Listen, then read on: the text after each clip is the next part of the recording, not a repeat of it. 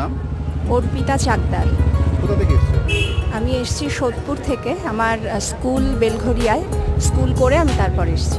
আচ্ছা, কি টানে বুদ্ধ ভট্টাচার্য মানে আপনার কাছে, আপনার মননে, আপনার চিন্তাধারায় বুদ্ধ ভট্টাচার্য কোথায় রয়েছে, কেন? আমি তো অলরেডি বললাম যে কি স্কুলে পড়াই।